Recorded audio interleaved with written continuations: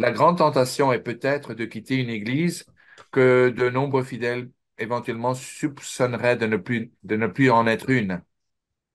Là est la grande tentation. Il ne faut surtout pas abandonner l'église qui a été, dont la protection divine a été promise à travers Jésus-Christ, mais il faut tout simplement, comme on dit en bon français, il faut combattre.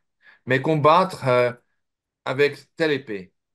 Pour armure et bouclier les saints sacrements de l'Église catholique, particulièrement la Sainte Confession, non? Tout ce qui sera déclaré et comme tel par vous sera considéré déclaré comme tel au ciel, non? Oui, Tout ce qui sera délié sur la terre par vous sera considéré délié comme tel au ciel. C'est l'autorité divine du Christ sur Saint Pierre et ses apôtres. Et surtout, la pierre angulaire de notre foi avec les enseignements et les commandements des saints évangiles. C'est surtout de recevoir le corps et le sang, l'âme et la divinité de notre Seigneur Jésus-Christ à travers le saint sacrement de l'autel, la Sainte Eucharistie.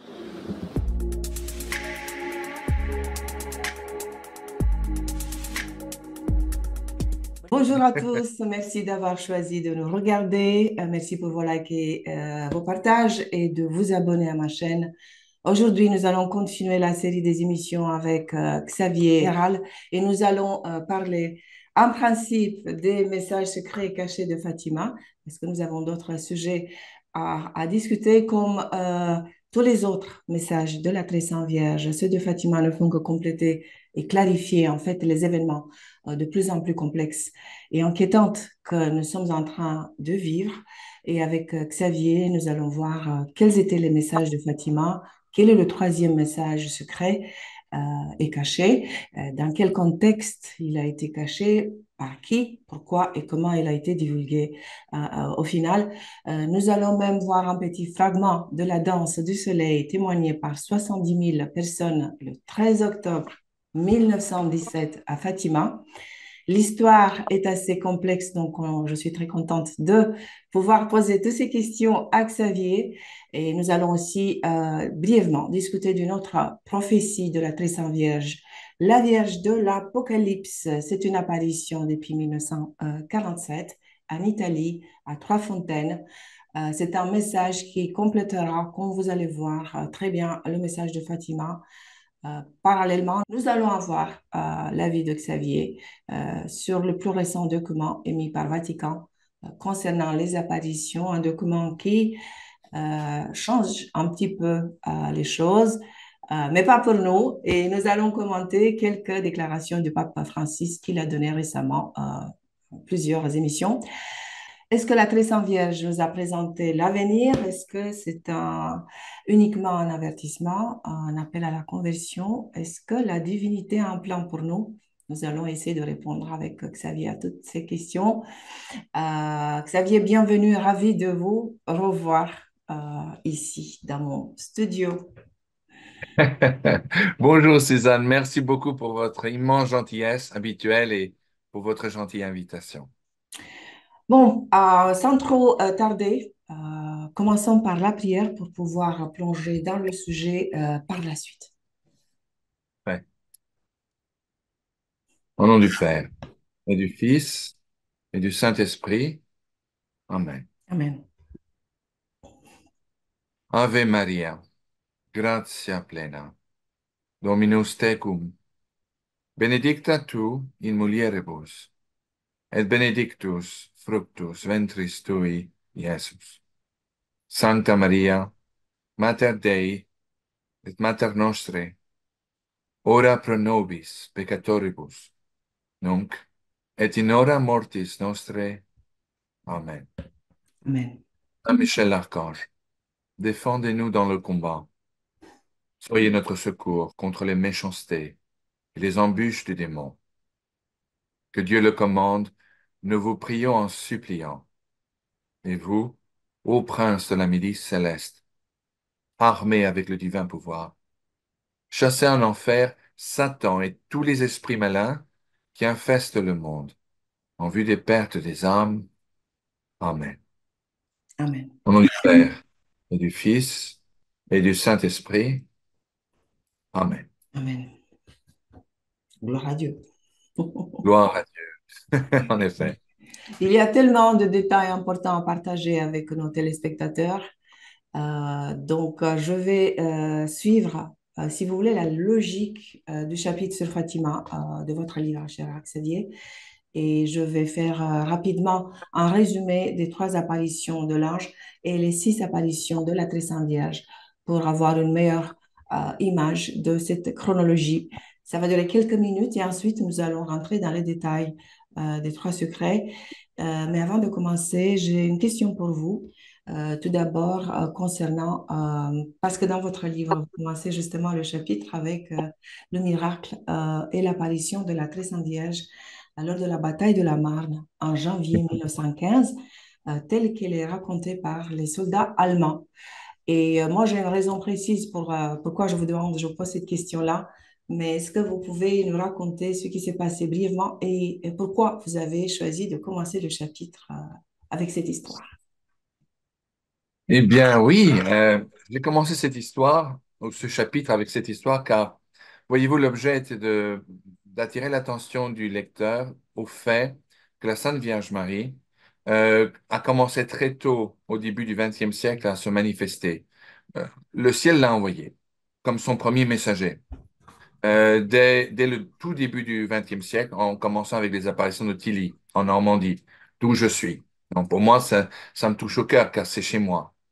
La bataille de la Marne, vous savez, comme d'innombrables Français, j'ai grandi avec les histoires de mon grand-père qui a survécu cette guerre. Il a revêtu l'uniforme en 1914 et il a combattu jusqu'à la fin, jusqu'au 11 novembre 1918, bien qu'il ait été fait prisonnier en 1917. Mon grand-père s'appelait Georges Gérald et il était brancardier, il était caporal. Et sa mission était, en dehors des charges habituelles, la nuit d'aller sur le no man's land, à plat ventre, pour chercher les blessés et les ramener au bercail, comme il disait. Et donc j'ai grandi avec toutes ces histoires, les horreurs de la Grande Guerre, pour plus tard entendre les histoires sur les aventures de mon oncle, qui était aussi compagnon de la Libération pendant la Seconde Guerre mondiale. Donc voilà, ça c'est ma jeunesse. Et la bataille de la Marne était très particulière dans le sens que l'histoire a donné la victoire ou a donné le crédit de ce triomphe, euh, bien sûr aux Français, aux soldats courageux qui se sont battus avec courage et Oui, héroïsme, mais sur une tactique militaire qui, en fait, ne fut pas celle des Français. L'aventure des renforts des troupes françaises de réserve qui étaient ramenées rapidement au front avec une flotte de taxis de Paris. Bon, cela a évidemment contribué à la victoire, mais cela ne fut pas suffisant, car les Allemands, les Boches, comme disait mon grand-père, oui, déjà chargeaient baïonnettes au canon et voyaient déjà le haut de la Tour Eiffel à quelques kilomètres en dehors de Paris, dans la couronne. Ils étaient presque là. Et tous les bons efforts et la bonne volonté des troupes françaises et de l'état-major français, je regrette de le dire, n'étaient pas suffisants pour arrêter cette énorme avancée allemande qui avait tout simplement percé nos défenses et effrité nos lignes de front. Ce que très peu de gens savent, et y compris des historiens de grand renom, est oui, que, en fait, la Sainte Vierge Marie est en fait, ou devrais-je dire le général Marie, est en fait la personne qui est responsable de la victoire de la bataille de la Marne.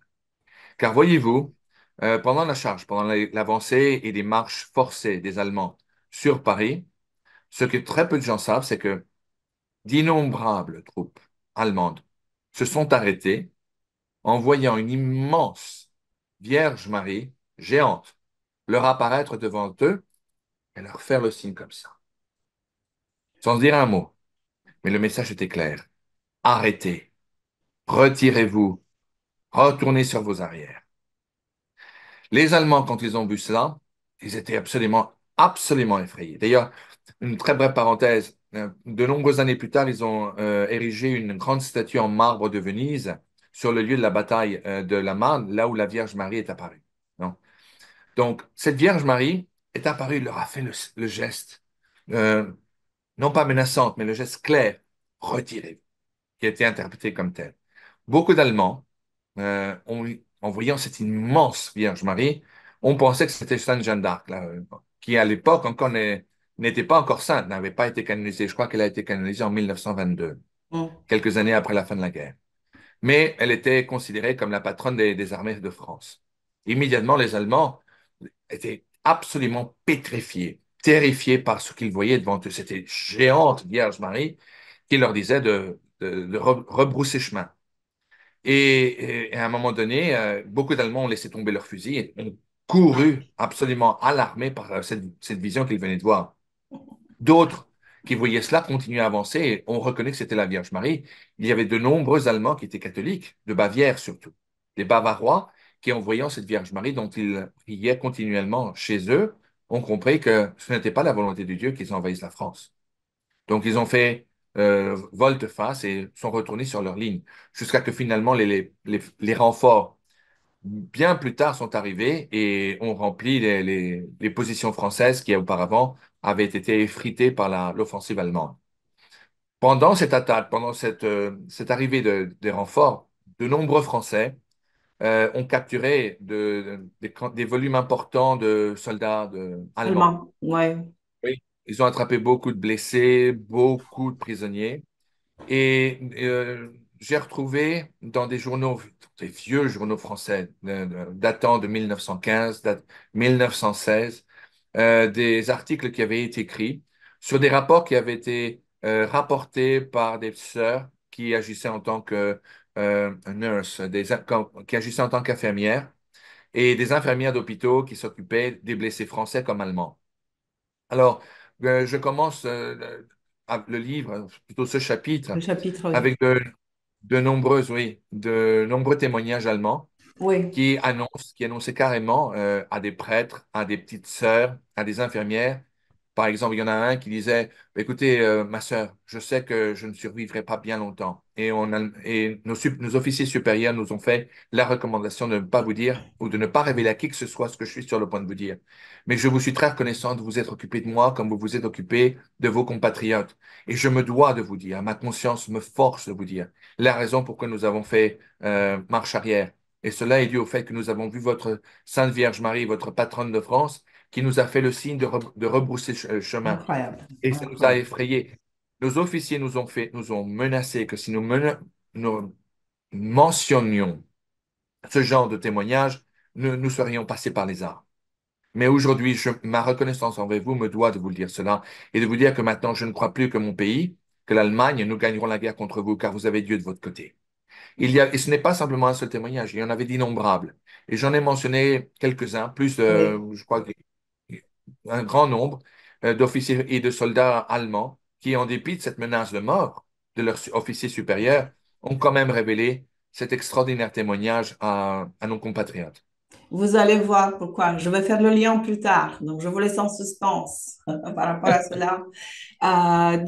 Voici le court résumé des apparitions de Fatima. Regardons ensemble. C'est donc suite à cette apparition de la Marne qu'en 1916, au Portugal, un ange se présente pour la première fois aux trois enfants qui s'appellent Lucia, Jacinta et Francisco. Avec leur moto au pâturage, les trois petits bergers du village sont en train de se cacher dans une petite grotte pour se protéger de la pluie et ils décident d'y rester pour manger et faire leur prière. C'est là qu'un ange décrit comme un jeune de 14-15 ans, plus blanc que la neige, lumineux et transparent, leur dit « N'ayez pas peur, je suis l'ange de la paix, priez avec moi. » Au genou, le front au sol, il prie de la manière suivante. Seigneur, je crois en toi, je t'adore, j'espère en toi et je t'aime. Je demande pardon pour tous ceux qui ne croient pas en toi, ne t'adorent pas, n'espèrent pas en toi et ne t'aiment pas. Lors de sa deuxième apparition, l'ange encourage les enfants à transformer toute peine en sacrifice et il leur demande d'accepter toute souffrance qui leur sera envoyée par Dieu. À sa troisième apparition, l'ange offre aux enfants la Sainte Communion en prononçant la prière suivante. Très Sainte Trinité, Père, Fils et Saint-Esprit, je t'adore profondément. Je t'offre le corps, le sang, l'âme et la divinité les plus précieux de Jésus-Christ. présent dans tous les tabernacles du monde, en réparation de tous les péchés, sacrilèges et indifférences par lesquels il est offensé. Et à travers le mérite infini de son très sacré cœur et du cœur immaculé de Marie, je te demande la conversion des pauvres pécheurs. Le 13 mai 1917, la très sainte Vierge apparaît aux enfants pour la première fois à un endroit nommé Cova da Iria. La très sainte Vierge est tout en blanc, plus lumineuse que le soleil, et leur dit de ne pas en avoir peur, qu'elle vient du ciel et qu'elle reviendra pendant 6 mois au 13 de chaque mois. Le 13 juin 1917, pour la deuxième apparition, les 3 enfants sont accompagnés par 50 adultes. La très sainte Vierge leur demande de revenir le 13 du mois suivant et entre-temps de prier le rosaire et d'apprendre à lire. Lucia demande d'être prise au ciel, mais la très sainte Vierge lui dit que c'est Jacinta et Francisco qu'elle prendra en premier, mais qu'elle, Lucia, doit rester pour transmettre le message de Jésus. La troisième apparition a lieu le 13 juillet 1917. Il y a encore plus de monde à Cova da Iria.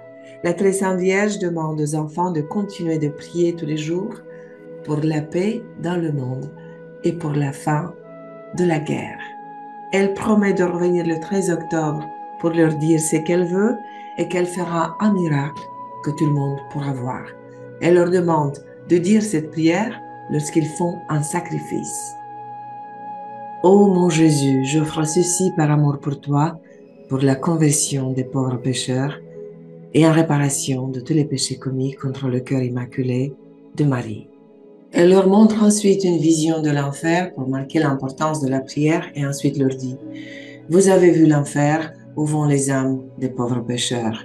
Pour les sauver, Dieu souhaite d'établir dans le monde la dévotion à mon cœur immaculé. Si ce que je dis est accompli, de nombreuses âmes seront sauvées, il y aura la paix. La guerre finira, mais si les gens ne cessent d'offenser Dieu, il y aura pire. Une autre guerre éclatera sous le pontificat de Pie XI. Quand vous allez voir une nuit éclairée par une lumière inconnue, sachez que c'est le grand signe qui vous est donné par Dieu, qu'il est sur le point de punir le monde de ses crimes au moyen de la guerre, famine et persécution contre l'Église et le Saint-Père. Je viendrai demander la consécration de la Russie à mon cœur immaculé et la communion réparatrice les premiers samedis. Si mes demandes sont accordées, la Russie se convertira et il y aura la paix. Sinon, elle dispersera ses erreurs à travers le monde, provoquant des guerres et la persécution de l'Église. Les bons seront martyrisés, le Saint-Père souffrira beaucoup et plusieurs nations seront détruites. Mais à la fin, mon cœur immaculé triomphera. Le Saint-Père consacrera la Russie à moi, la Russie sera convertie et une certaine période de paix sera accordée au monde. Le 13 août, les enfants sont enlevés par le maire de Villanova et Aurum, qui veut absolument obtenir le secret laissé par la très sainte Vierge le 13 juillet. À Cova da Iria, la foule est présente. De toute façon, on entend un tonnerre et on voit un éclair à l'heure prévue, mais les enfants ne sont pas au rendez-vous. Lucia et Francisco sont chez un de leurs oncles. Quand la très sainte Vierge apparaît, leur demande de se présenter comme d'habitude à Cova da Iria le 13 du mois suivant, de prier le rosaire tous les jours en les rappelant que le dernier jour, elle fera le miracle tel que promis. Le 13 septembre 1917, il y a maintenant autour de 30 000 personnes à Cova da Iria. Des milliers ont pu observer des phénomènes atmosphériques similaires à ceux des apparitions précédentes. Un soudain refroidissement de l'air, une diminution du soleil au point où les étoiles pourraient être vues et une pluie ressemblant à des pétales irisés ou à des flocons de neige qui disparaissaient avant de toucher le sol. Cette fois-ci, on remarqua un globe lumineux qui se déplaçait lentement et majestueusement dans le ciel d'est à l'ouest et à la fin de l'apparition en sens inverse. La très sainte Vierge demande aux enfants de continuer de prier le rosaire et rappelle que le 13 octobre, elle fera un miracle qui sera vu par tous. Le 13 octobre 1917, les 3 petits bergers sont présents à Cova da Iria, entourés par 70 000 personnes sous une pluie torrentielle. L'atmosphère n'était pas terrible à cause de la pluie et la boue, mais les enfants commencent leur prière et la très sainte Vierge apparaît. Après avoir demandé d'avoir une chapelle construite à l'endroit à son nom, elle annonce la fin de la guerre et ensuite a lieu le miracle du soleil qui se met à tourner et danser en déversant des rayons de lumière et des couleurs devant les 70 000 personnes présentes. Et voilà une photo prise ce jour même du 13 octobre 1917, photo disponible sur Wikipédia pour voir la foule avec le nombre incroyable de gens qui étaient ce jour-là à Fatima.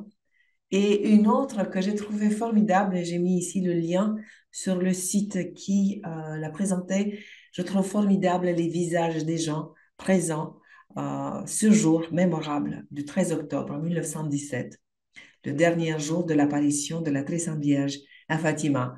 Et pour compléter, je vais partager vite fait avec vous un extrait d'un enregistrement de cet événement du 13 octobre, la danse du soleil, courtoisie. Vous connaissez bien la chaîne Mother and Refuge of the End Times. Vous connaissez très Oui. bien. Donc, je vais partager l'écran vite fait.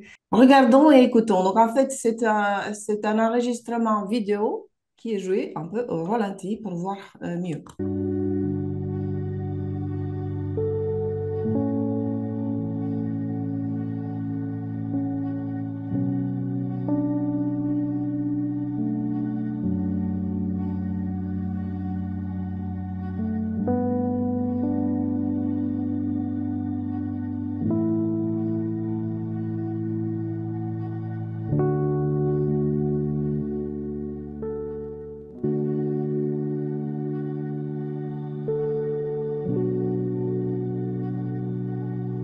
Et de regarder attentivement pour la figure de notre mère dans le ciel.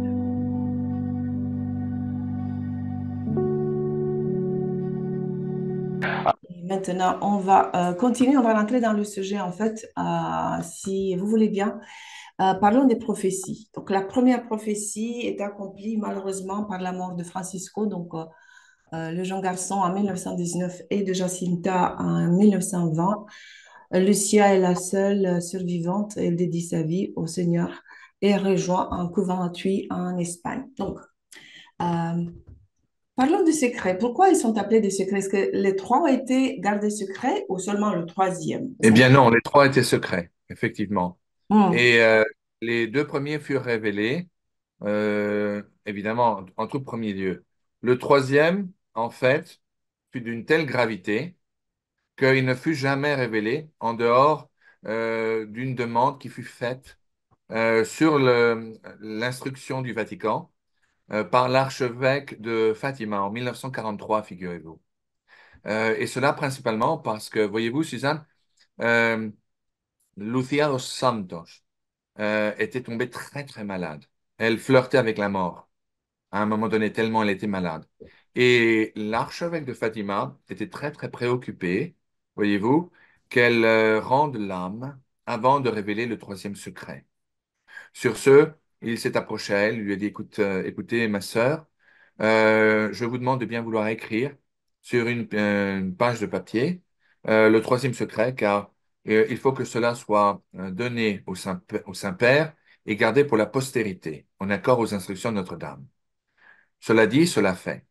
Cependant, au fur et à mesure que Lucia dos Santos était en train d'écrire commençait à rédiger le troisième secret, très curieusement, elle était prise d'une attaque spirituelle, n'est-ce pas? Qui l'en empêchait, qui l'affectait à un tel point, il avait des scrupules très graves, au point que finalement, Notre-Dame de Fatima lui est apparue hein, une fois de plus pour la soulager, l'assouvir et lui dire, écoute, ma fille, effectivement, il est la volonté de mon fils que tu rédiges le troisième secret que je t'ai donné à Fatima, la vision et le message que je t'ai donné, mais que tu donnes pour instruction à la hiérarchie et particulièrement au Saint-Père l'instruction que ce troisième message doit être révélé ou bien immédiatement après ta disparition ou au plus tard en 1960. Rappelez-vous, Hmm. on était à une époque où on était encore en plein milieu de la Seconde Guerre mondiale, 1943. Oui. Donc, la France était sous occupation, l'Allemagne était à son apothéose, et elle avait réussi à conquérir la plus grande partie de ses invasions. Donc, Luthier dos Santos donc, commença à rédiger, mais sur 2 pages. La première page, c'était une page qui décrivait exactement comme les 2 premières apparitions, non? Une page ayant trait à la vision qu'elle avait eue avec les enfants. Et la seconde page, comme pour les 2 premiers secrets, c'était l'explication et le L'explication, message le qui message de accompagnent. la très Sainte Vierge, oui. Exactement.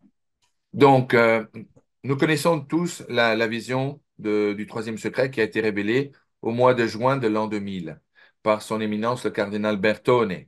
Mhm, Et ce que l'on ne connaît pas par contre, enfin jusqu'à présent, mhm, c'est le message qui accompagnait la vision, qui est une page d'environ 25 lignes, mhm. qui contenait le message qui a accompagné la vision. Au Portugal, le dogme de la foi sera toujours préservé. Un grand châtiment s'abattra sur toute la race humaine, mais pas aujourd'hui ni demain, pas encore, mais dans la seconde moitié du XXe siècle.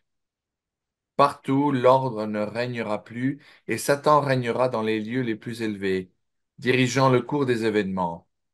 Il, Satan, réussira à infiltrer le sommet de l'Église. Pour l'Église également viendra le temps de ses plus grandes épreuves. Des cardinaux s'opposeront à des cardinaux, des évêques s'opposeront aux évêques, et Satan marchera lui-même dans leur rang. À Rome, il y aura des changements, et ce qui est pourri tombera, et ce qui tombera ne se relèvera jamais plus. Ouais. Comment on peut interpréter cette partie-là?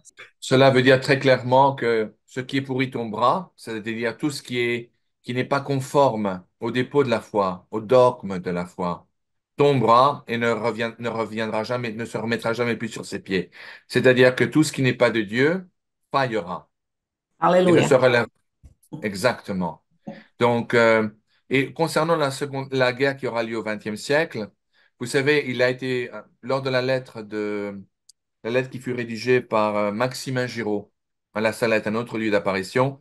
Ce petit garçon avait dit au pape que la Vierge Marie lui avait dit qu'effectivement tous ces événements étaient supposés avoir lieu dans le courant ou vers la fin du XXe siècle, Oui, mais que si l'humanité répondait correctement et ça- se convertissait petit à petit, ces événements seraient repoussés jusqu'au premier quart du XXIe siècle, c'est-à-dire c'est maintenant. oui, Donc, il ne faut pas du tout s'étonner, non? Je continue la lecture. oui, L'Église, attendez, l'Église sera obscurcie et le monde troublé par la terreur. Une guerre éclatera dans la seconde moitié du XXe siècle. Le feu et la fumée tomberont du ciel.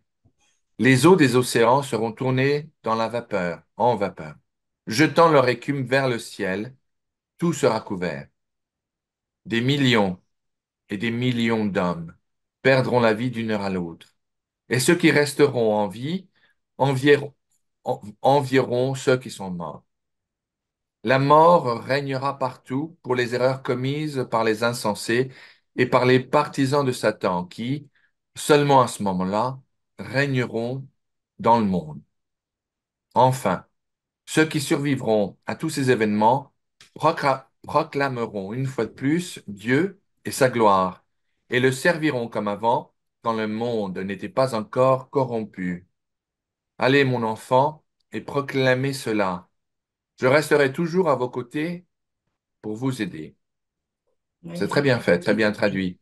Merci. Je, je voulais aussi vous informer que, et cela a trait, tout à fait, c'est très à propos concernant les apparitions de Fatima, mais les apparitions de Fatima, j'ai découvert, ont un lien très particulier avec les apparitions de Akita, Mm, 56 ans plus tard au Japon.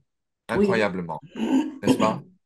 Et car le message qui fut donné également le 13 octobre 1973 à la voyante du lieu, qui était une petite sœur de des petites sœurs de la charité, Agnes Sasagawa, un lieu d'apparition qui fut formellement reconnu comme étant digne de foi et de Oui, croyance par son Excellence l'évêque Ito et par la congrégation de la doctrine de la foi au Vatican, qui à l'époque était menée par son préfet, son éminence, le cardinal Joseph Ratzinger, futur oui, Benoît XVI, n'est-ce pas, était en fait en admission par le cardinal Ratzinger l'écho du troisième secret de Fatima.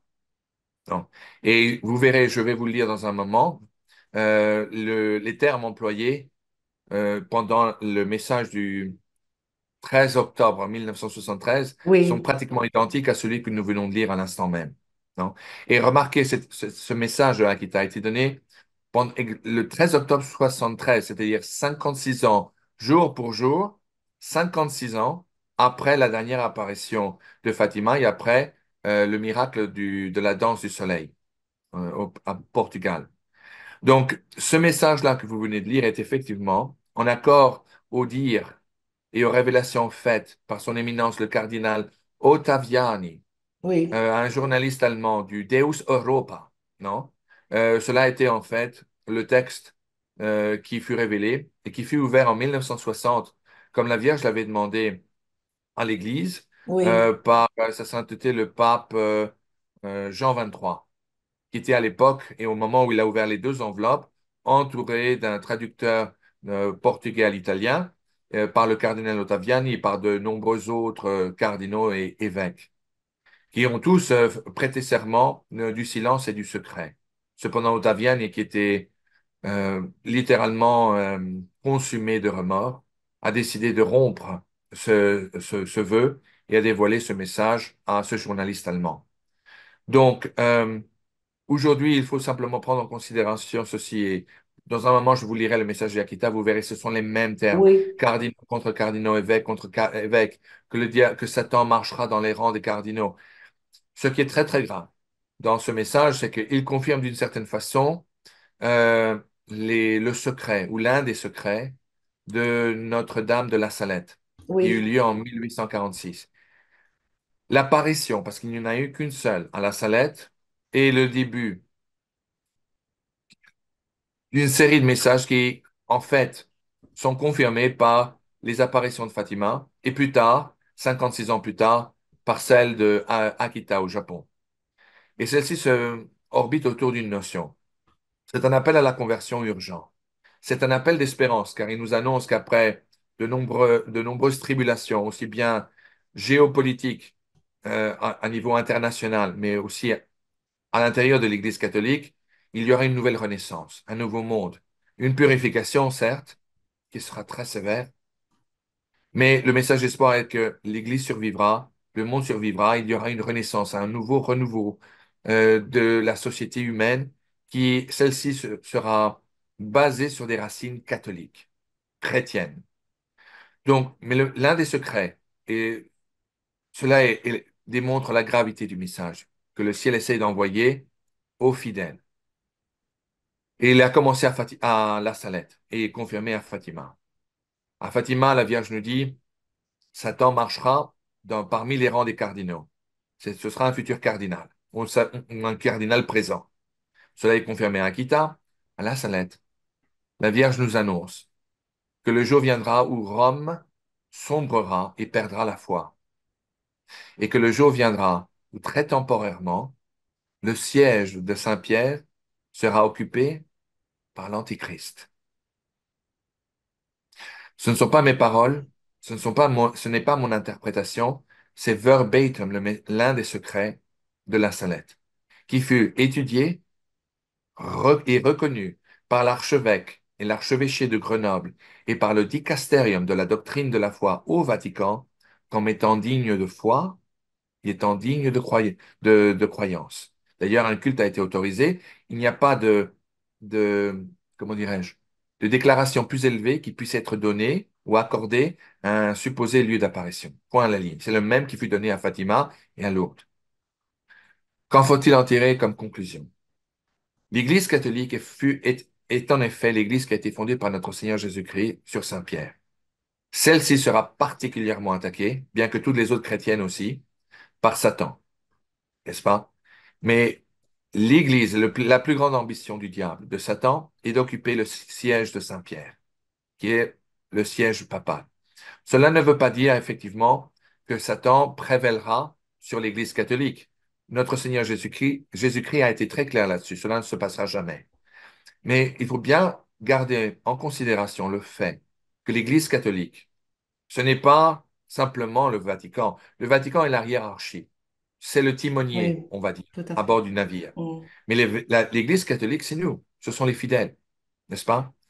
Et je sais que pour les orthodoxes, nos frères orthodoxes, leur Eucharistie est reconnue comme valide par l'Église catholique. Et il Oui, nous est même recommandé à nous, les catholiques, si nous nous trouvons dans un lieu où nous ne pouvons pas recevoir la Sainte Communion dans une Église catholique, il nous est recommandé de nous diriger dans une église de nos frères orthodoxes pour recevoir la Sainte Communion à travers leurs prêtres. Car leur Eucharistie est reconnue comme étant valide. Littéralement, cela est le corps et le sang, l'âme et la divinité de notre Seigneur Jésus-Christ. C'est pour ça que catholiques et orthodoxes, nous formons un.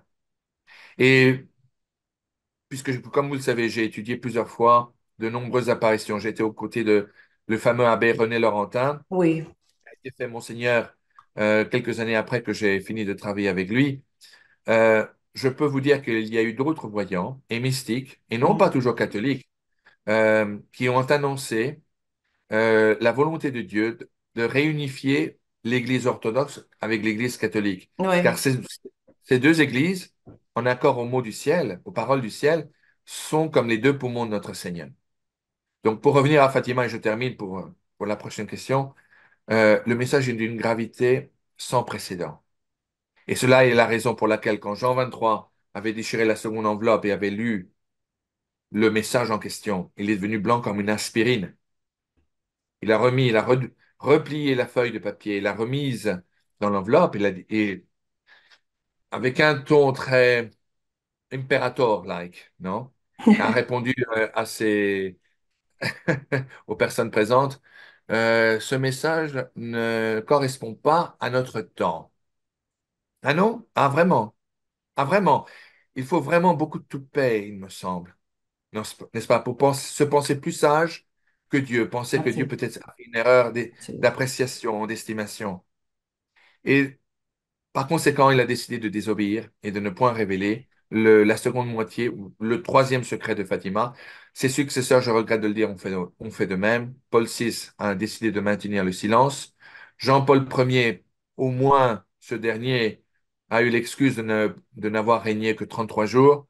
Jean-Paul II a essayé encore et encore, Mm. spécialement après l'attentat sur sa vie en 81, le 13 mai 1981, mais dû à une pression sans nom, il n'a pas pu le faire. Jusqu'au moment, à la fin de son règne, où il a décidé de le faire. Et alors là, simplement la moitié, la première moitié du troisième secret a été révélée, qui était simplement la vision. Mais la seconde moitié n'a point été révélée jusqu'à ce jour, jusqu'à cette conversation. Et c'est véritablement une désobéissance calculée. C'est grave. C'est grave. Enfin, je crois que j'ai trop parlé. Ouais. Vous savez là les grandes lignes. Non, non, non, non, tout ce que vous dites, c'est important. De toute façon, ça couvre plein de questions, donc de toute façon, c'est fait. Il y a une partie que vous mentionnez dans votre chapitre du troisième message qui aurait été mentionné dans l'interview de Père Fuentes. Celui-là. Donc, c'est Sœur Lucia à l'interview avec Père Fuentes et elle lui Oui. dit, Padre, le diable mène une bataille décisive contre la Vierge. Et comme vous le savez, le diable sait ce qui offense le plus Dieu et qu'en peu de temps, le temps lui fera gagner le plus grand nombre d'âmes.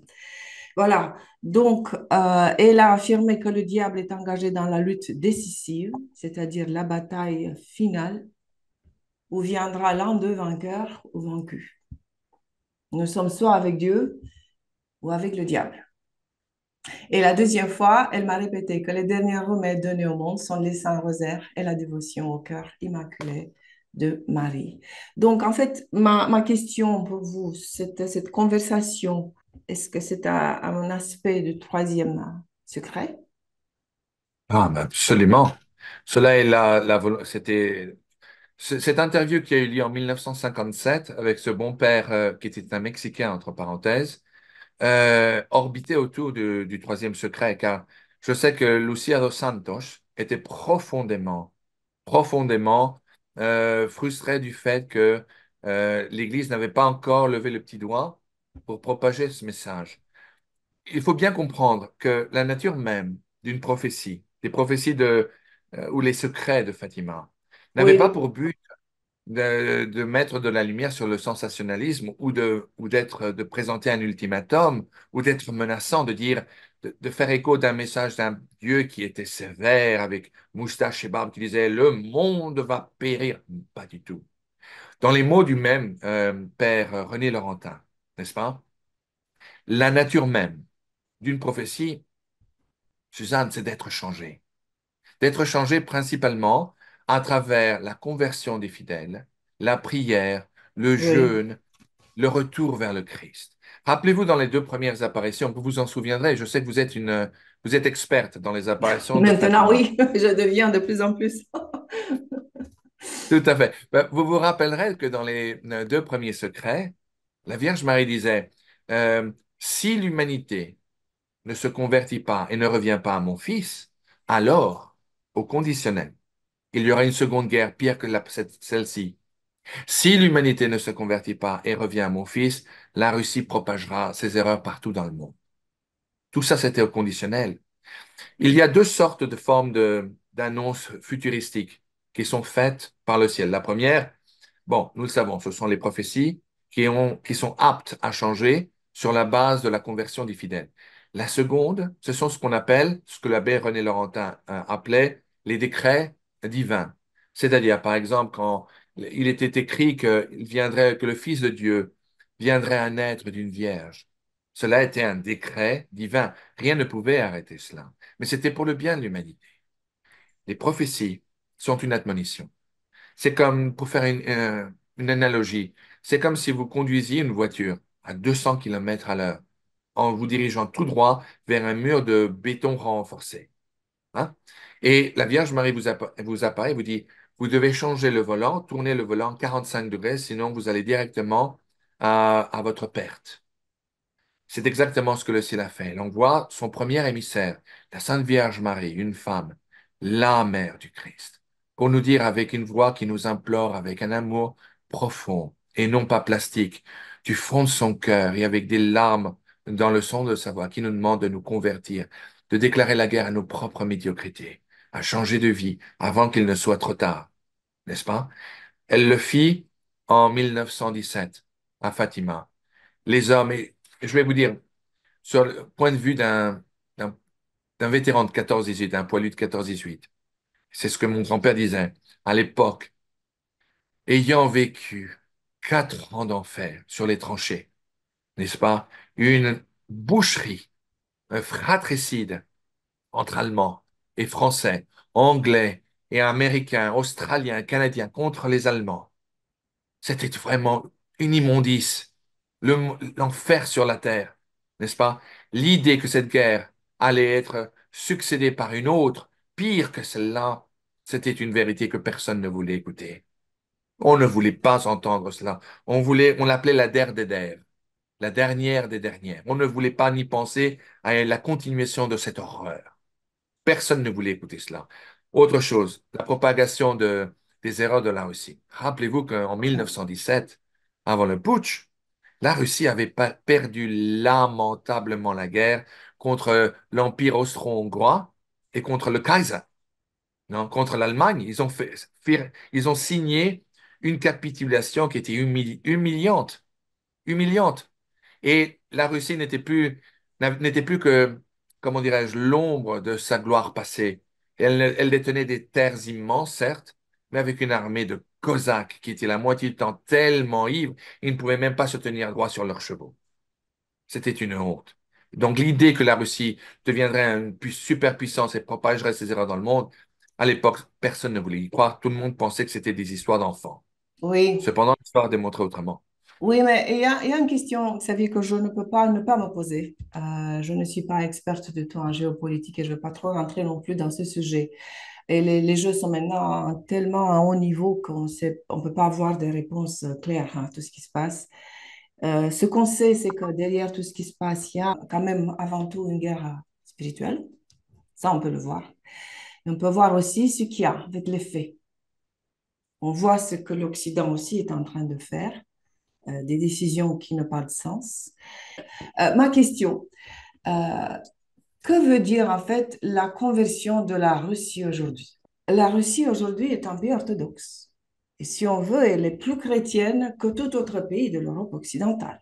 On est d'accord, Absolument, non? absolument. Et si, deuxièmement, si on regarde les dates, ça m'a choqué quand j'ai réalisé cela. La révolution bolchevique de Lénine a eu lieu à peine quelques jours hein, après la dernière apparition de la Très Sainte Vierge à Fatima, en octobre 1917. Donc, le régime communiste s'installe en Russie. Peut-être que la Très Sainte Vierge se réfère à l'état de la Russie de l'époque et non pas celle d'aujourd'hui. Et sinon, qu'est-ce que ça veut dire qu'est-ce que veut dire en fait la consacration de la Russie? On se réfère à quoi? Que les gens comprennent. Absolument, je suis tout à fait d'accord avec vous. Mm. Je suis tout à fait d'accord avec vous. Il n'y a pas de moindre doute. La propagation des erreurs de la Russie faisait référence à la propagation du communisme, Ah oui, pas à tout la à fait. propagation de la Russie d'aujourd'hui. Non. Et c'est vrai ce que vous dites aussi, que cette Russie orthodoxe aujourd'hui, que nous voyons aujourd'hui, en dépit de la guerre en Ukraine, c'est tout de même, il ne faut pas oublier que pendant la guerre en Syrie, n'est-ce pas, contre les forces islamistes, les seules forces qui ont défendu les chrétiens irakiens et syriens, c'était l'armée russe. Ce n'était certainement pas les armées occidentales, ce sont eux, les Russes, qui ont protégé les chrétiens du Moyen-Orient. Ça, moi, je ne l'oublie pas. Non. Donc, concernant le message de Fatima, effectivement, cela faisait référence à la propagation des erreurs du communisme qui viendrait peu de temps après sa dernière apparition à travers la révolution bolchevique menée par Lénine. Bon, vous avez tout à fait raison. J'adhère aux mêmes idées que vous. En ce qui concerne aujourd'hui la guerre qui a lieu aujourd'hui, on entre dans le domaine politique. J'ai beaucoup d'amis qui sont officiers d'active français à Bruxelles. Et nous parlons de cela très longuement, bien que dans des chaînes de téléphone secured, non, c'est sûr, parce que plusieurs fois, je leur ai dit de faire plus attention. Non. Mais aujourd'hui, ce que nous voyons, et moi je vis ici aux États-Unis en ce moment, vous vous rappellerez tous de la crise des missiles cubaines en 1962, où John Fitzgerald Kennedy a décidé de mettre un embargo, un blocus naval pour empêcher que les Russes puissent mener des armes nucléaires à Cuba, car c'était un territoire beaucoup trop proche qui menaçait directement la sécurité nationale des États-Unis d'Amérique. Le général de Gaulle a appuyé la décision de John Fitzgerald Kennedy. Il était Mm. derrière lui. Ce n'est pas pour faire de la politique, je me limite simplement à faire écho de ce qu'on parle ici aux États-Unis. Aujourd'hui, et j'utilise comme référence principalement le fameux héros de la guerre du Golfe, Colonel McConnell, non, apparaît surtout dans une mission américaine très fameuse, très connue, Judging Freedom, qui est menée par le judge Napolitano. Aujourd'hui, les Russes disent qu'ils sont en train de faire exactement la même chose que les Américains en 1962. L'idée que l'OTAN fasse une expansion jusqu'à l'Ukraine pour mettre des bases avec des missiles nucléaires à moins de 300 kilomètres de Moscou, comme les Russes l'ont fait à Cuba en 1962, est inadmissible. C'est un danger pour leur sécurité nationale. Alors, ce qu'ils sont en train de dire, c'est qu'est-ce que c'est que ces deux poids et deux mesures? Ce qui marche pour les États-Unis ne peut pas marcher pour la Russie. À titre de quoi? Je ne défend pas ou justifie l'invasion de l'Ukraine faite par cette Russie-là. Mais effectivement, ce que vous avez dit concernant la Russie d'aujourd'hui est une Russie orthodoxe, chrétienne, qui n'admet pas les notions, par exemple, de l'avortement. Cela est interdit en Russie, qui n'accepte pas les notions de l'homosexualité. Cela est autorisé aussi longtemps que ça reste dans le privé. Mais la publication ou la publicité de ce genre de mœurs n'est pas autorisée en Russie. C'est effectivement la position chrétienne.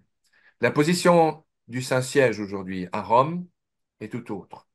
Oui. Et cela m'en fait profondément honteux, n'est-ce pas? Ici aux États-Unis, nous avons perdu il y a quelques mois de cela, je ne sais pas si on en a entendu parler en France, mais aux États-Unis, cela a fait un énorme bruit.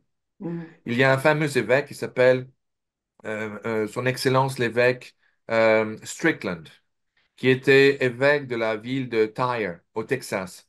Un prêtre, enfin un évêque, qui était absolument exemplaire, admirable et d'une bonté, Suzanne, sans nom. C'était un homme absolument admirable, charitable et qui était profondément aimé par ses fidèles de son archevêché. Or, il n'acceptait pas la notion, ou toute notion qui était contradictoire aux enseignements du Christ, aux évangiles et aux dogmes de la foi, qui, en dépit de toutes les erreurs de notre Église catholique, est restée constante et infaillible, depuis Saint Pierre à François, Oui, n'est-ce pas? Et cependant, il a été éjecté de son archevêché sur instruction du pape François, dû au fait qu'il était jugé comme étant trop rigide et manquant de charité pour ceux qui commettaient les péchés d'homosexualité, de demander la Sainte Eucharistie, la Sainte Communion alors qu'on était en état incorrect ou divorcé ou remarié ou je ne sais quoi, et refuser de donner la bénédiction à des couples homosexuels. Bon, vous avez parlé tout à l'heure de l'émission que le pape François a faite sur 60 Minutes aux États-Unis. oui. Euh, Vous l'avez Ça fait regardé? gonfler. Je l'ai regardé et je me suis forcé de la regarder jusqu'au bout. Je n'en Je ne pouvais plus. regardais que des quelques morceaux, je ne pouvais pas. Je n'ai pas pu tout Moi non plus. Je regarder. n'en pouvais plus. Car le pape disait tout et son contraire. C'est exactement. Tout est au Il contraire. disait quelque chose, il agit tout à fait contrairement à ce qu'il annonçait. La question, par exemple, de fiducia supplicans. Dans 60 Minutes, il a dit non, nous ne pouvons pas bénir les couples car l'union de ces couples n'est pas acceptable aux règles de l'Église. Mais alors, Pas seulement c'est cela, mais il avait mentionné aussi, c'était quoi? C'était le fait que la nature humaine est essentiellement bonne.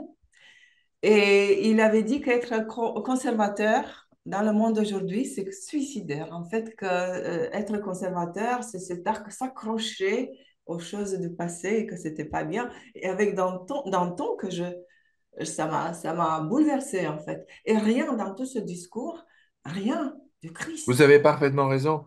C'est pour ça que il y a une telle, on nous présente une nouvelle euh, interprétation des enseignements du Christ sur un plateau d'argent. C'est ça qui est alarmant. Hmm. C'est très alarmant.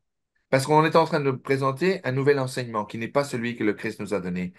C'est véritablement la naissance d'une nouvelle Église, d'une nouvelle foi, qui n'est certainement pas et qui ne fut jamais celle de papes tels que Benoît XVI, Jean-Paul II, Léon XIII, Hmm. Pie XII. C'est une nouvelle Église, c'est la naissance d'une nouvelle Église qui prétend qu'effectivement la loi de Dieu s'assimile aux modes et aux mœurs de l'époque. Ce n'est pas ainsi. Les enseignements du Christ sont une valeur absolue. Absolu.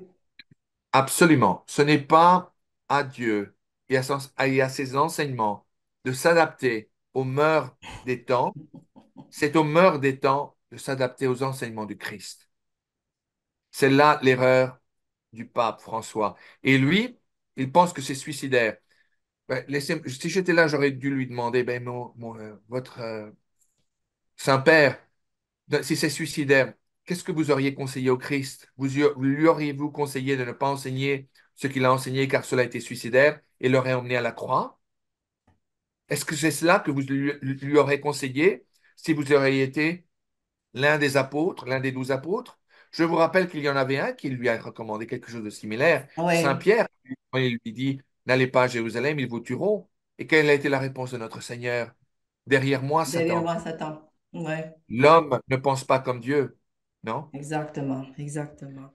Donc, comme je vous disais, Oui, pour l'Église catholique, pour les fidèles, pour ceux qui sont, faute d'un meilleur mot, scandalisés, parce que l'on voit et parce que l'on entend de plus en plus depuis le Vatican, depuis le Saint-Siège, depuis les congrégations qui l'entourent, la grande tentation, et je crois que cela est une tactique de l'ennemi de Dieu, du diable.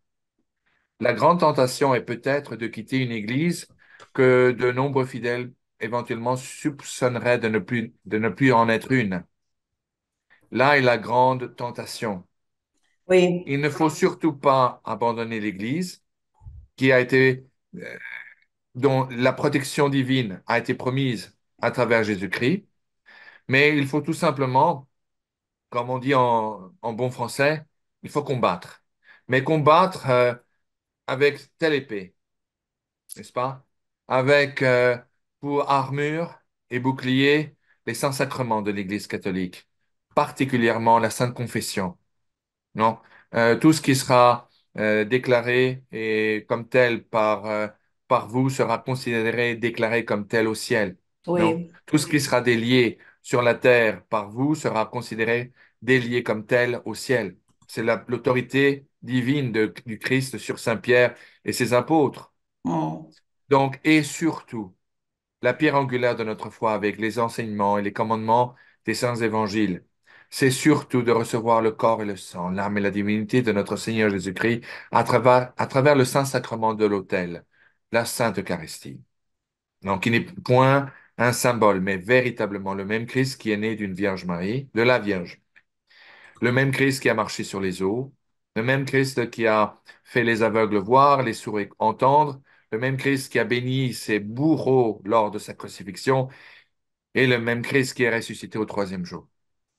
Donc, en dépit de tout cela, il faut maintenir la tête haute et rester oui, fidèle et prier même pour ceux qui sont tombés proies ou victimes de l'erreur, de l'apostasie, de l'hérésie, jusqu'au oui. moment, jusqu'au moment où le sacrement de l'autel sera attaqué et où la consécration et la liturgie de la consécration sera changée pour autre chose qui sera infâme. Là, on ne Ouais. peut plus continuer. Ce sera se faire accomplice de l'ultime sacrilège. Si vous me permettez, parce que puisqu'on arrive là, si je peux faire cette petite parallèle que je vous ai mentionnée, de cette apparition de la très sainte Vierge à Trefontane, en Italie. C'est l'histoire de Bruno Cornacchiola. C'est un athée communiste. Il est l'ennemi de l'Église catholique. Il devient en fait l'ennemi de l'Église catholique. Il devient adventiste, donc protestant. C'est un père de famille qui est fanatique et violent et qui est tellement contre l'Église qu'il a même l'intention de tuer le pape. Non, mais écoutez, Xavier, il avait acheté le couteau, il avait inscrit sur la lamelle mort au pape.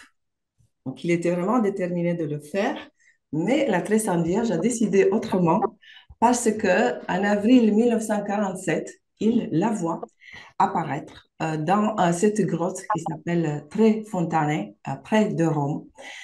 Il est là justement pour écrire en fait son petit commentaire combattant le dogme de la conception immaculée. C'était son intention ce jour-là. Et la Vierge lui apparaît enveloppée d'un manteau vert sur la tête et une robe très très blanche. Évidemment, elle est très très belle. Elle se présente en premier aux enfants parce qu'il a trois enfants, Bruno, et elle lui dit d'une voix douce. Elle lui dit, je suis celle qui suis dans la Trinité divine. Je suis la Vierge de la révélation. Tu me persécutes. Maintenant, ça suffit. Rentre dans le sang d'Alcaï. Donc, c'est pour ça que je vous parlais de l'apparition de la bataille de la Marne, parce que pour moi, c'est la deuxième fois que la très sainte Vierge intervient d'une manière directe. Elle arrête quelque chose. Donc, pour moi, ça me donne beaucoup, beaucoup d'espoir. Donc, pour continuer, le message entier qui est reçu par Bruno est très long et très complexe. C'était 28 pages.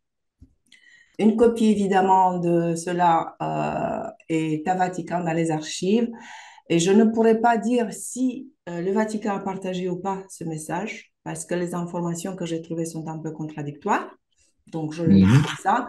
Cependant, la copie de Bruno a été transmise à un journaliste italien par un de ses fils, le fils de Bruno qui est né après l'apparition, en fait, c'est marrant. Et donc, en 2016, c'est un auteur italien, Saverio Guetta, qui publie un livre en italien qui s'appelle Il Veggente, il segreto del Tre Fontane. Donc, ça veut dire Mhm. le voyant, le secret de Trois Fontaines, où on trouve pas seulement le message entier de Bruno, mais aussi son journal, parce qu'il avait eu d'autres apparitions et des rêves et voilà, des visions prophétiques. Donc, on Oui. mentionne en fait qu'il aurait eu 28 apparitions de la Très Sainte Vierge et parmi ses rêves et visions prophétiques, on retrouve l'attentat de Jean-Paul II, l'accident de Tchernobyl et même les attentats du 11 septembre. Donc, il a été pas mal converti par la Très Sainte Vierge d'un communiste bien fanatique. Curieusement, en fait divers comme ça, ce livre, il était disponible il y a quelques jours. Quand j'ai visionné un matériel sur ce sujet, il n'est plus disponible maintenant en italien. Donc, même là, ce matin, il était out of stock en version Kindle. Donc, c'est un peu Ouf. étrange. Oui. Donc, j'ai trouvé des détails intéressants parce que j'aurais voulu l'acheter même en italien. Je me serais débrouillée pour le faire traduire.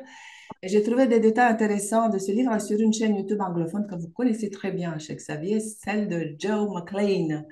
Et je vais mettre un lien dans la section de commentaires, le lien de ces reportages.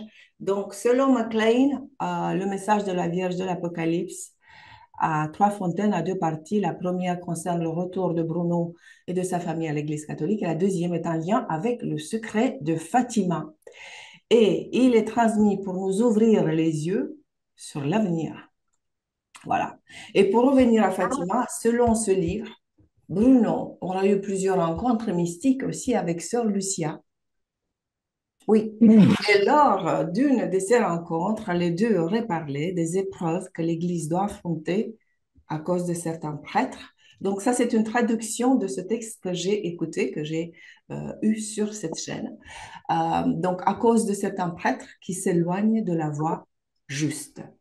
Que Satan apporte beaucoup de confusion émotionnelle à toutes les âmes et que maintenant, il règne presque dans toutes les positions de pouvoir et qu'il travaille sans être dérangé à travers ses assistants pour l'accomplissement de sa volonté.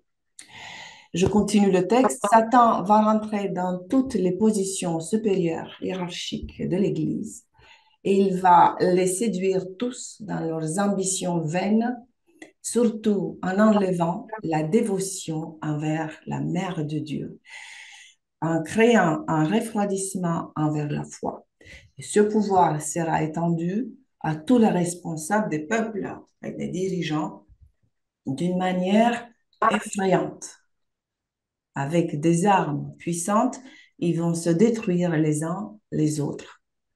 Ce qui est nécessaire, c'est un apostolat individuel, donc elle donne aussi le remède, un apostolat individuel et non pas un apostolat monopolisé.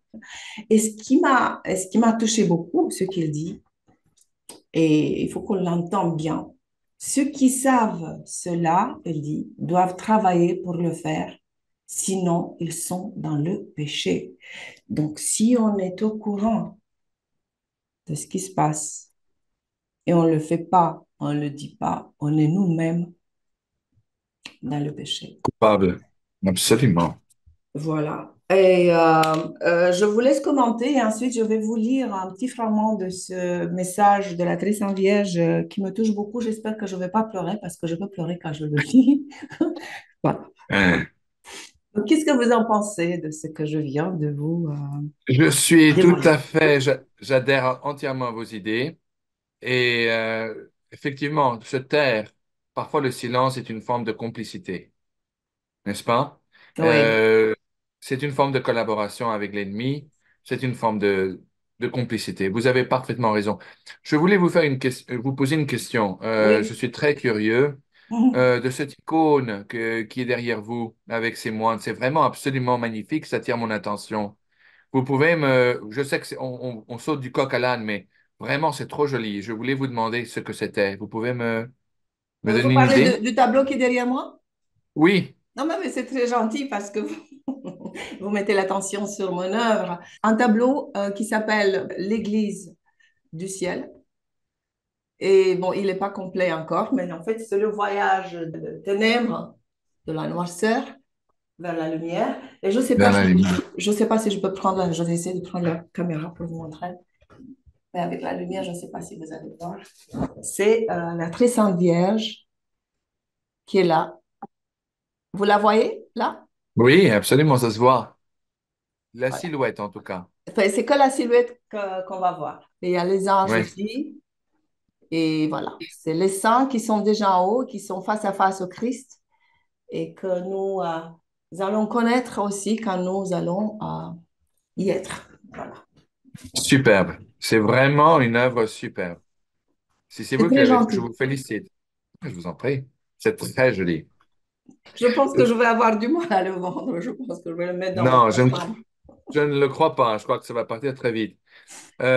Concernant votre travail, Susanna, et je le dis devant vos téléspectateurs, vous avez dit une chose au tout début, ou c'était hors de caméra, je ne me rappelle plus. Hmm. Mais vous avez dit une chose qu'effectivement, cette émission que vous faites, ces émissions au pluriel, c'est beaucoup plus que simplement qu'une émission quelconque. C'est beaucoup plus une conversation autour une table de café. Oui, C'est véritablement un écho. Ça détient une importance capitale. Vous savez, votre émission doit continuer et vous devez continuer à faire écho de l'appel du ciel aux fidèles, qu'ils soient orthodoxes ou catholiques. Nous sommes frères. Nos différends existent ici et là, mais devant Dieu, nous sommes frères. Nos différends sont bien moins importants que ce qui nous rattache les uns aux autres. Donc, il faut que vous continuiez votre mission. Il vous a été assigné une mission de toute première importance. Ne vous laissez pas abattre, gardez la tête haute, gardez la tête froide et procédez. Continuez. Et j'espère que vous aurez la gentillesse de me continuer à m'inviter, mais ne absolument. cessez pas sous aucun prétexte. La vôtre est une mission de toute première importance. Merci, merci, c'est gentil, c'est gentil. C'est Est-ce vrai. est-ce que je peux vous lire maintenant le message de la très Sainte Vierge à Trois Fontaines? C'est Je trois vous en fragments fais. différents que j'ai choisis. Oui? Comme je disais, je les ai lus déjà plusieurs fois et ça me touche. Et des fois, j'ai envie de pleurer. Si je vais le faire, vous allez me pardonner, non? Mais oui, c'est joli comme tout. Allez-y. C'est trop charmant. Des temps difficiles se préparent pour vous et avant que la Russie ne se convertisse et ne quitte le chemin de l'athéisme, une persécution énorme et sévère éclatera. Priez, cela peut être arrêté. Maintenant vient le temps de la fin de toutes choses dans le monde. Le temps de la fin de toutes choses dans le monde. La parole de celui qui a fait toutes choses est vraie. Préparez vos cœurs, approchez-vous avec plus de ferveur du sacrement vivant parmi vous, l'Eucharistie, qui sera un jour profané et ne sera plus considéré.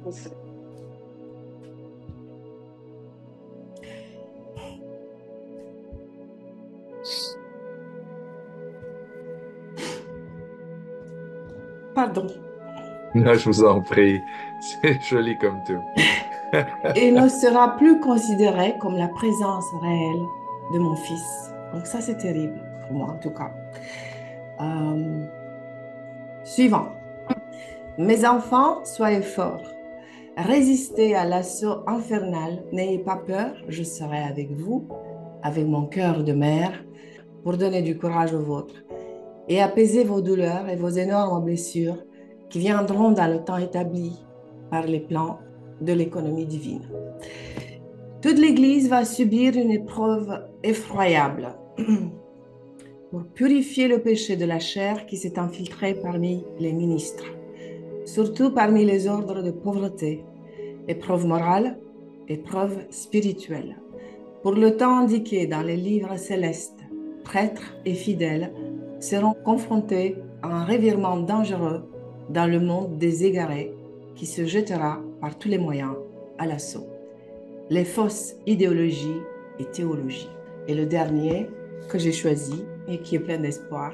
Le Saint-Esprit descendra bientôt sur vous pour vous fortifier si vous le demandez avec foi, pour vous préparer, vous fortifier au jour du grand combat de Dieu. Tenez fortement l'armée de la victoire, la foi.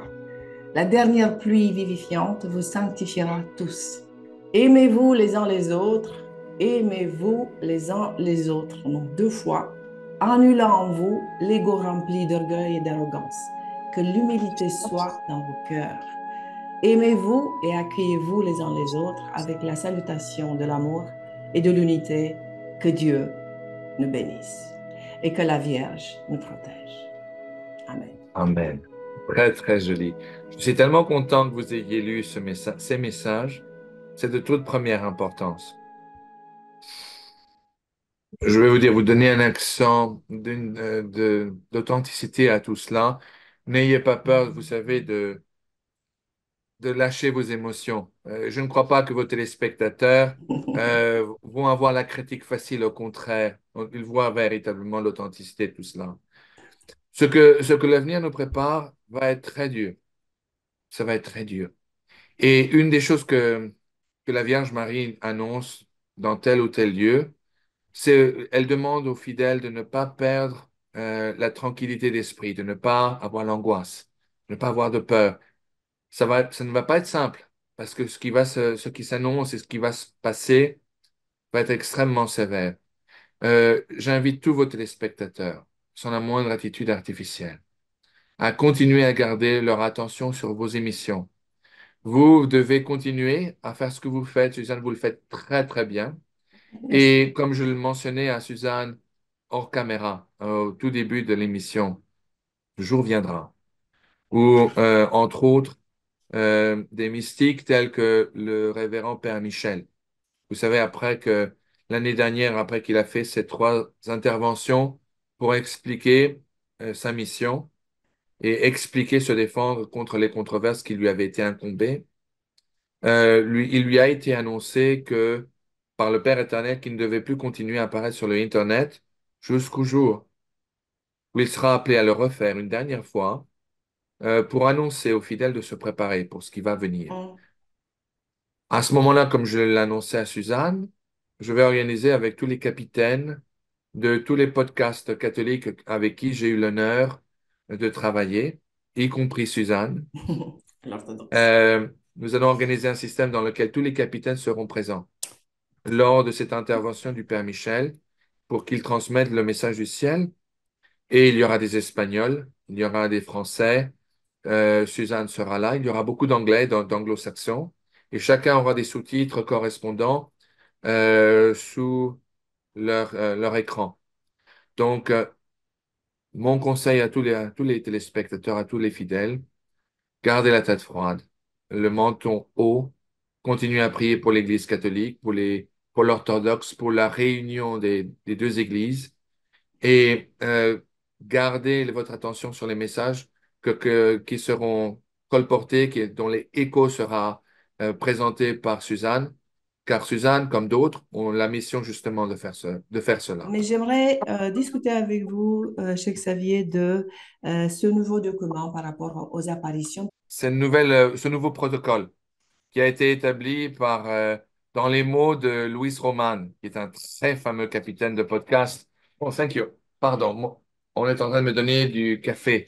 Café français, hein, parce que je ne parle pas du jus de parapluie américain que les Américains ont le mauvais goût d'appeler café, donc pour me réveiller.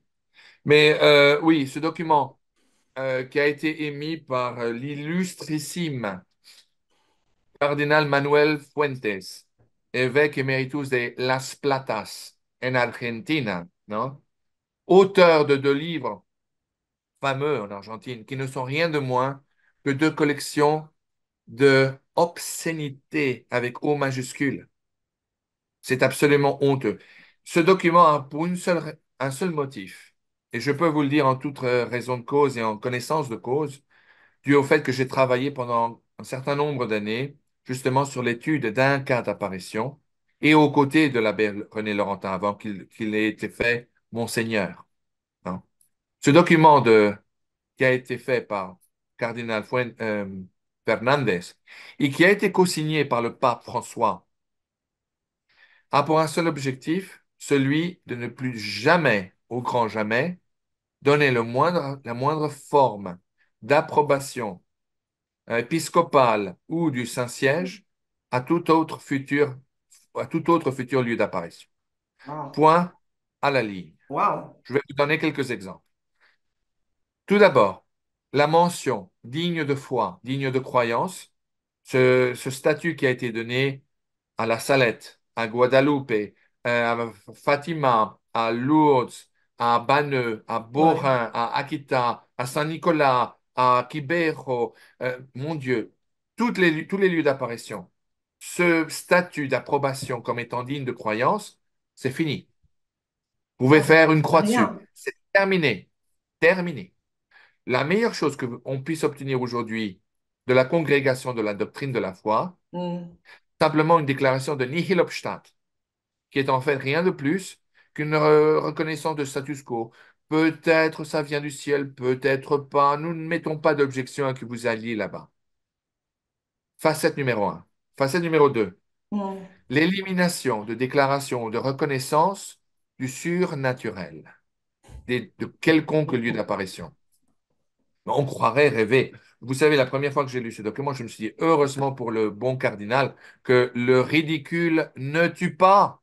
Wow. Car si c'est le cas, s'il faut éliminer et ignorer le surnaturel, dites-moi une chose, Suzanne. Mhm. Pensez-vous que lors des apparitions de Notre-Dame de Guadeloupe avec la tilma, ou du corps incorrupt de Sœur Marie, de la Mère supérieure Marie de Quito, de notre Our Lady of Good Success, les apparitions du XVIe siècle à Quito, ou la rue du Bac, Catherine Labouret, son corps incorruptible, non? Ou la Salette, ou Lourdes, le miracle du soleil. Pardon, à Fatima, le miracle du soleil. Lourdes, le corps incorrupt de Bernadette Soubirous à Nevers. Oui, Béthania, le miracle eucharistique de Béthania.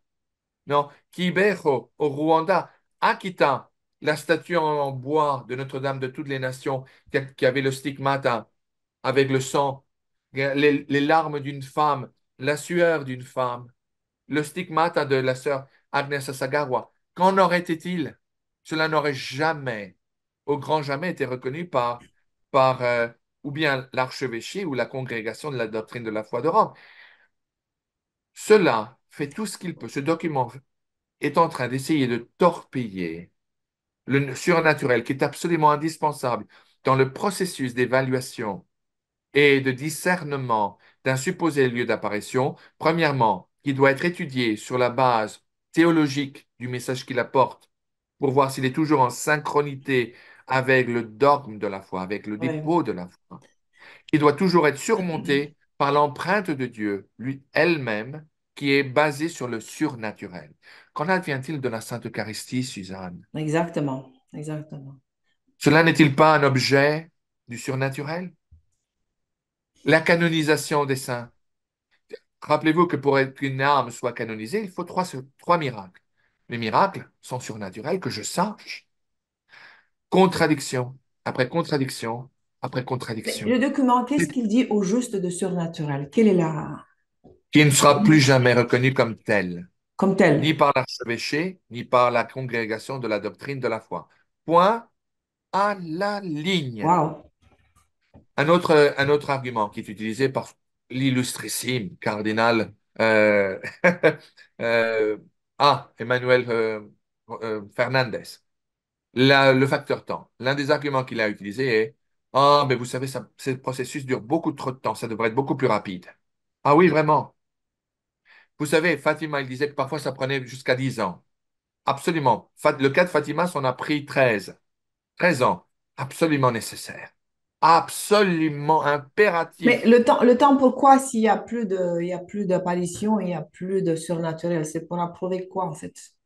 pour vous démontrer encore une fois l'inconsistance et euh, le manque de congruité de cet évêque. Ça ne fait aucun sens. Ça n'a ni queue ni tête. L'objectif de cet évêque, de ce cardinal, pardon, c'est simplement d'intimider les archevêques. Le facteur temps est absolument indispensable. Je vais vous expliquer pourquoi. Si l'Église catholique venait dans le passé, ou même dans l'avenir, une fois que l'administration de la congrégation change et que Dieu le fasse rapidement, si un jour l'Église catholique, l'archevêché et la congrégation venaient à déclarer un lieu d'apparition comme étant digne de croyance, digne de foi, Hmm. et qu'il s'avère que plus tard cela s'avère être une rouerie, un mensonge, c'est la crédibilité de l'Église catholique qui va s'effondrer en soi. C'est pour ça que le temps doit prendre son temps. Le temps doit être allongé. Oui. Toutes les études doivent être faites du début jusqu'à la fin, même si ça prend 20 ans. C'est absolument indispensable.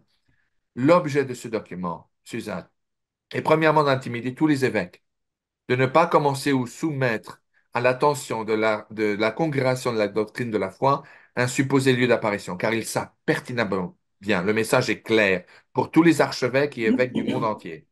Si vous présentez un dossier avec un supposé lieu d'apparition, vous vous attirerez l'enmité de la congrégation de la doctrine de la foi et du Vatican, car ce D'accord. document a été co-signé par le pape, par François. Le pape est aussi complice dans ce document que Fernandez. Aucun évêque ne va oser le faire maintenant. C'est terminé. Wow. En plus, il ne permettra plus aux évêques de faire des études indépendantes sans l'autorisation de l'archevêché. Et l'archevêché, plutôt la congrégation Fernandez, a déclaré qu'ils ne reconnaîtront plus et qu'ils condamneront toute apparition qui soit contradictoire à la politique présente menée par Rome. Or, je vous fais remarquer que les toutes dernières apparitions de la Vierge Marie, que ce soit Aquita, Borin, Fatima, La Salette, Quibejo, Saint-Béthania, Saint-Nicolas, pointent du doigt le clergé, annoncent des événements terribles, une guerre civile à l'intérieur de l'Église, Satan qui marche dans les rangs des cardinaux, La Salette, l'Antichrist sur le siège de Saint-Pierre. Tout cela est fait justement pour arrêter, pour bâillonner le ciel. Ah Ce oui, parce que document est fait. moi, dans mon opinion personnelle et ignorante des affaires de l'Église catholique, une personne simple, une créature de Dieu simple, ce document veut tout simplement empêcher la diffusion des messages du ciel. C'est ce que je pense moi, peut-être que je me trompe. Est-ce que cela est possible? Oui. Et pourquoi? Parce qu'il est parfaitement inconvénient à l'Église. Il est contraire, il est contradictoire à la politique menée aujourd'hui de l'Église catholique. Voilà pourquoi. Ce n'est Hmm. pas une coïncidence que lorsque le Second Vatican, le Conseil du Vatican a eu lieu dans les années 60, début des années 60 jusqu'en 64, non? La Vierge Marie est apparue à Garavandal pour dire on enlève beaucoup d'importance à la Sainte Eucharistie au moment où justement tout le processus de la liturgie changeait, que le prêtre, maintenant, au lieu de faire face à l'Eucharistie en donnant le dos aux fidèles, Oui, maintenant c'était le contraire. Il donnait le dos au Saint Tabernacle en faisant face aux hommes. Non? C'est pas une coïncidence qu'Agaravandal, qui n'a pas encore été reconnu, certes, mais ça n'a pas non plus été condamné. Qu'Agaravandal, la Vierge Marie avait annoncé aux voyants que le jour viendrait où il y aurait des cardinaux, des archevêques et évêques qui mèneraient d'innombrables fidèles à leur condamnation, à leur perdition. C'est très grave. c'est grave. L'Église mène, le Vatican mène l'Église dans une direction qui n'est pas voulu par le ciel aujourd'hui. Cependant, la Vierge Marie continue à nous demander, priez pour le pape, priez pour les cardinaux et les archevêques Oui, qui sont sujets aux attaques du diable. C'est leur primary oui, target. oui, C'est le oui. premier objectif. Cela étant, euh, il nous est dit que Dieu tolérera les erreurs et les apogées de l'Église catholique jusqu'au moment où la liturgie ayant trait au Saint-Sacrement de l'autel sera mise en cause. Oh. Alors là, ce sera là où Dieu ne le tolérera plus et là où Dieu agira et où le châtiment tombera sur une humanité qui sera tombée dans le piège de l'erreur, des erreurs doctrinales, de l'hérésie et l'apostasie. Ce sera là où les hommes devront prendre un choix. En ce qui me concerne, je continuerai à prier pour le pape François, même pour cet individu, l'auteur de ces obscénités, Manuel Fernandez. Je continue à prier pour lui. Le moment où l'Église annoncera la réunification de toutes les credos, de toutes les foi, et unifiera les païens, les évangéliques, les protestants, les musulmans, les juifs, sous un même toit pour prier un Dieu, en changeant la consécration, la liturgie de la consécration de la Sainte Eucharistie, ce sera l'œuvre du diable. Je ne collaborerai plus à ce moment-là. Ce ne sera plus l'Église catholique.